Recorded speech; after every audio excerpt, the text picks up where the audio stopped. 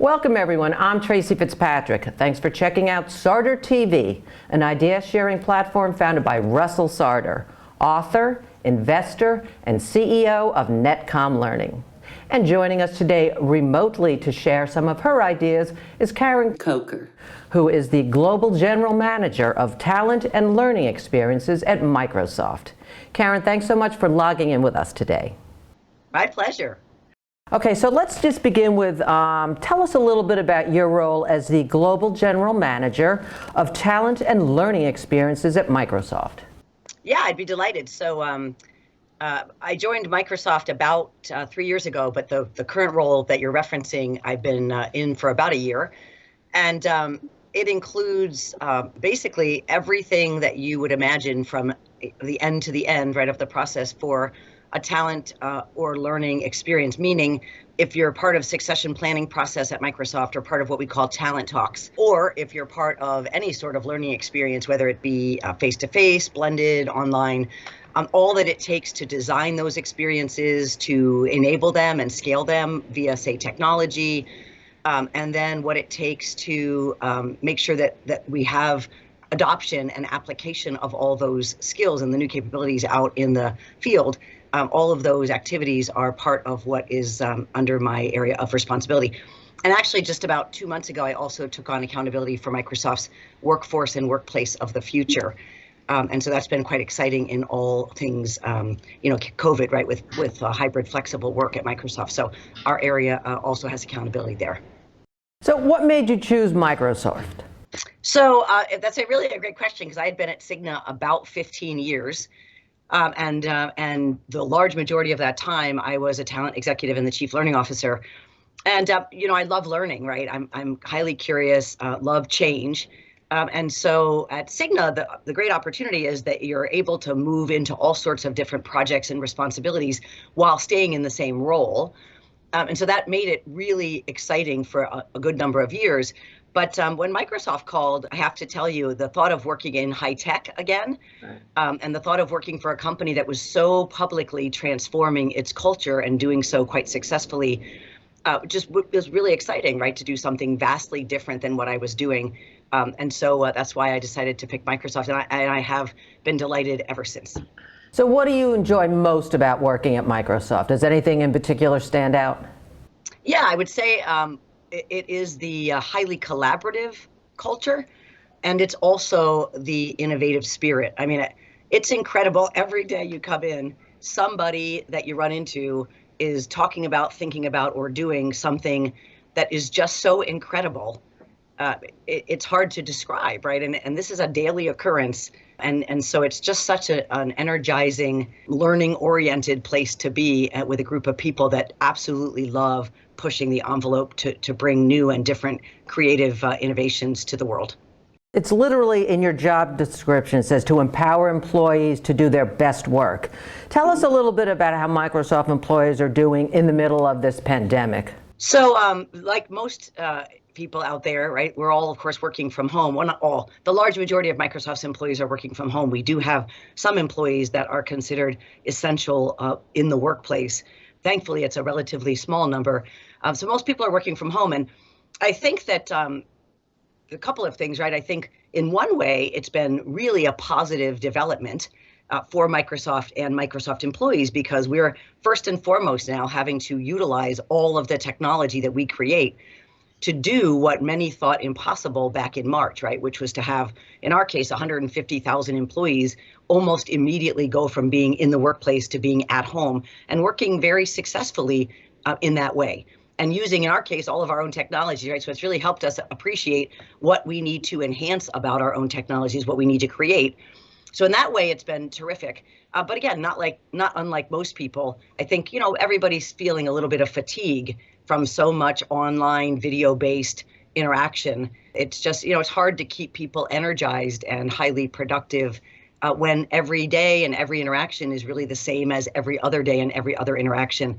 And so we're having to be quite creative, as most companies are, to keep people engaged and moving forward. Pre-pandemic, there was a certain envy that people had about other employees. Oh, you get to work at home. Why can't I? You have the luxury of working from home.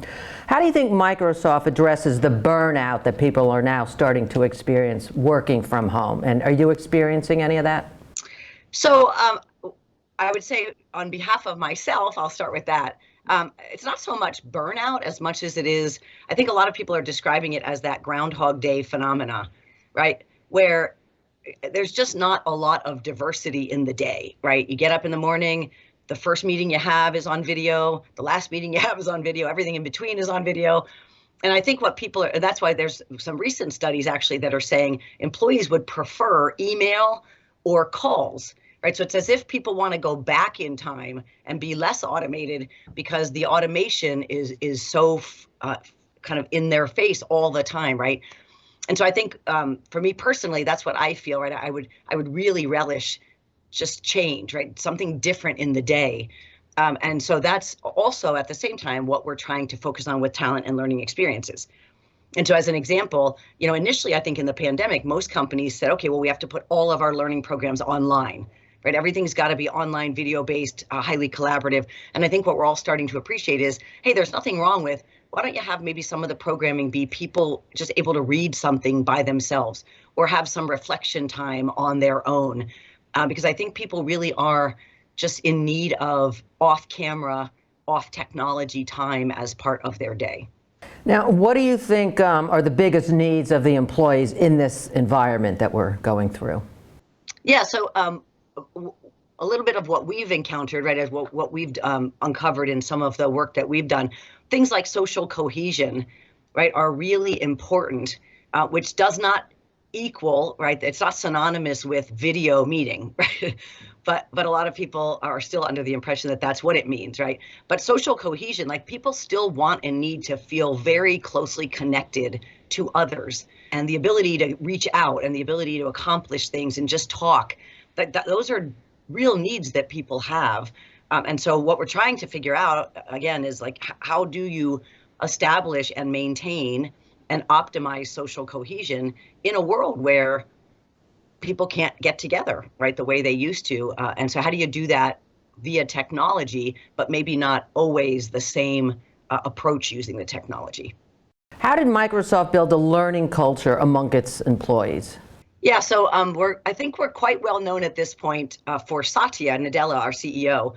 Basically, not long after he became CEO, exclaiming in a variety of formats, right, and situations, that he wanted to personally move from being a know-it-all to being a learn-it-all, and that he also had the aspiration to move the company in the same direction.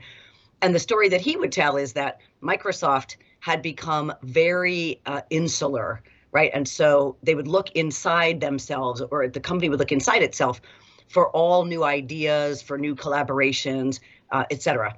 And so he realized quite early on that what needed to happen was we needed to look outside as well, right? And be equally focused externally to Microsoft.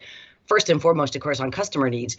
But we thought we had all the answers, right? Because people at Microsoft are highly intelligent. And so we thought if we just talked amongst ourselves, we could figure things out. And so this whole concept of, instead of being a know-it-all, like transform ourselves into people that are just constantly curious, trying to learn. And so I think that is honestly the biggest, if I had to pinpoint what was probably one of the big turning points, it was his interest in having people think of it that way and starting very personally from himself. Now, what is your role in particular as far as keeping up the learning culture? So my role in particular is at the front end of the process. So as I mentioned, we have accountability for the end-to-end experience. And so at the front end, we do what we call a lot of experience mapping, right? So we work, I'll give you a perfect example. Recently, we were working on some opportunities in mentoring, right? And so we went out to about 150 Microsoft employees and got them personally engaged in designing the experience of mentoring for mentees and mentors at Microsoft. And so we're really big proponents of customer-centered design. And in this case, the experience design leveraging the customer, right, and the employees. And so that's a big piece of what we do and how we do it to make sure that what people are interacting with and engaged with meets their needs. And those needs can be unmet needs, of course, but they are needs that they actually have that we're hearing directly from them as we design and build solutions to our internal needs. So what are the behaviors promoted in a learning culture that are universal, whether it's virtual or not? What have you found out? Yeah, no, it's a great question. I would say inclusion to me is number one, right? And even just back to the example I just gave, right? I mean, we could sit around a conference room and as the talent and learning function, we could design an answer to our mentoring needs. But that isn't going to be nearly as well received or valuable because it doesn't have the voice of the customer. And so we engage the employee, we include as many people as we possibly can and as many perspectives and points of view. And we start with inclusion. And then I would say, secondly, it is genuine curiosity, right? It's really wanting to understand, what does somebody think? What does somebody feel? It's listening, it's asking questions. And ultimately, it's that collaboration that really does result in far better learning and talent outcomes for the company and in general.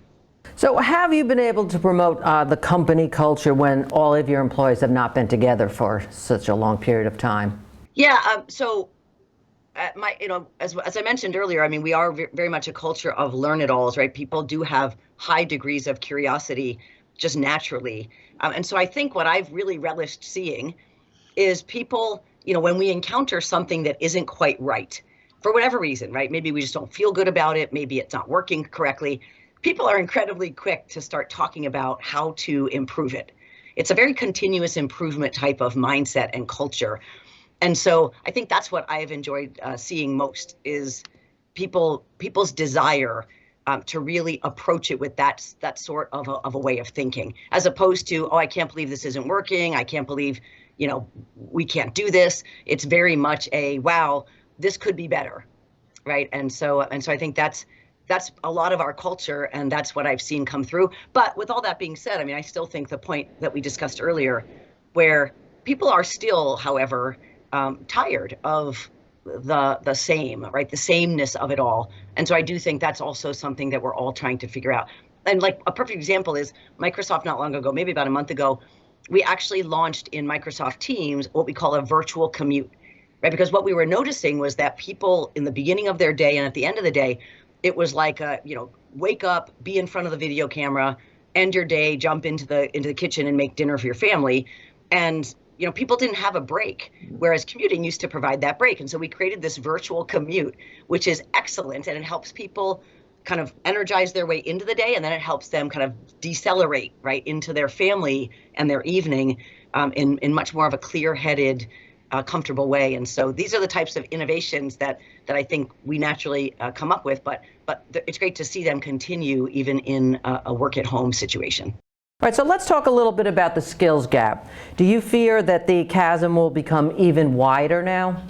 Well, I mean, I think there's absolutely that potential, outcome. I know that there's a lot of organizations, Microsoft being one, but a lot of organizations and of course governments really focused on that skills gap. And so I'll just speak for Microsoft that we launched about 2 or 3 months ago what we called the skills moment. And we committed to helping 25 million people around the world get the skills they need to be employable as we move into the future. And so, and Microsoft is absolutely committed to that outcome.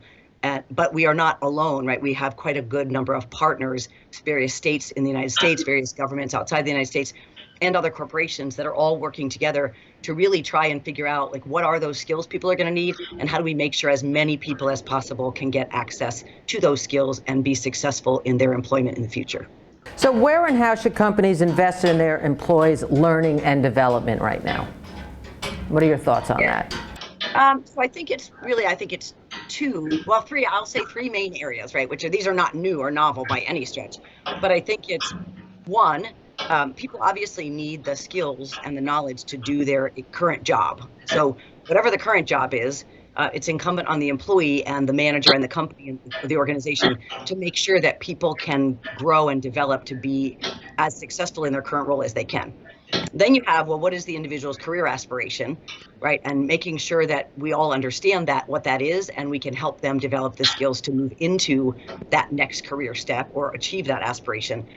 And then lastly, which I think sometimes we don't take advantage of as much of the connection between those career aspirations and the company's growth trajectory.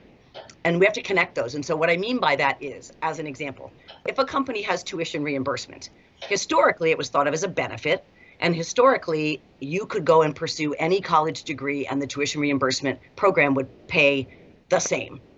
Well, in companies that are becoming more evolved, it's like, well, why don't you decide what the company will need to be successful in the future?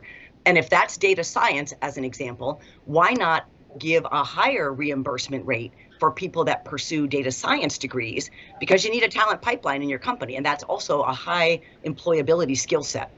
So I think we're starting to see people connecting better the career aspirations and development with the company's growth needs, and also aligning some of the funding mechanisms for that as well. So Karen, tell us, how does Microsoft help their employees and their leaders? Of course, yeah. So of course, we're a culture of learn-it-alls, right? And so we have a variety of ways in which we help employees get the skills that they need, whether it's a frontline employee all the way up through leaders. We have both the kind of pull option, I would call it, right, where we provide a lot of resources, for example, LinkedIn Learning, and other types of important skilling options for people that they can go to a web environment and pull all the resources that they would want or need. And then we have programs that, of course, we've created in partnership with universities or other institutions, and in many cases with our own researchers and experts at Microsoft, that we put in front of, that we make people a part of, right, offer to people. And so it really just depends on what the skill is, what the area of knowledge is, how vast the population is that we need to get it out to and that we want to have participate. But we do have quite a number of mechanisms. And the other thing that we do quite a bit of is we try to conduct learning experiments, I would call them, where people learn with and from each other. So I'll give you a perfect example. We have at Microsoft what we call Hack Week, which I believe, if I'm not mistaken, is the largest hack event on Earth. And so every year for 1 week, we encourage every Microsoft employee to participate in a team. Is that the most popular one? Is that the most popular one? Yeah, I would think so. Yeah, I think it is. It's incredibly well attended, right? And because what we encourage people to do is set up a team, pick an issue, right? Pick an issue, an opportunity, and then just hack it. And it could be anything. And we have some of the most amazing outcomes come out of Hack Week. And it is really just experiential learning, right? That's at its core, that's what it is. Right. And so we try to advocate and utilize a lot of those types of mechanisms as well. And it's a great way to, create networks and social cohesion, back to that point from earlier. So we all know that the best organizations are those that can adapt to change quickly. So tell us how Microsoft has been adapting during the pandemic. Yeah, well, first and foremost, back in the middle of March, we, of course, had all 150,000 employees go almost instantaneously from being in the office, the large majority of them, to working at home. And so putting in place all that it would take for that to be possible, and very successfully, that, of course, was a little bit of our early work. And then from there, of course, we also had to adapt all of our talent and learning experiences to make sure that they were equally effective, but in a virtual modality. And so that's something that also has, of course, taken, as you can imagine, quite a bit of time. And what I really like about the approach that we've taken is we've looked at it from the perspective of not only what we need to do the work or the job or achieve the objective today, but like, how could what we were doing become a durable capability? And so everything about what we've been doing is like, where will this fit in to our durable set of capabilities for the future, and then build from there. And so that's quite a bit of now the way we're looking at the future to make sure we can evolve even post-pandemic in a way that really will help the company continue to grow and succeed. So what do you think Microsoft is doing right and that has become really successful? Well, I think a few things, right? I think back to your question about our culture. I think our culture, as I think many people know at this point, having heard quite a bit from Microsoft over the past 5 years, it really is very oriented around growth mindset and really very oriented around this concept of learn-it-alls.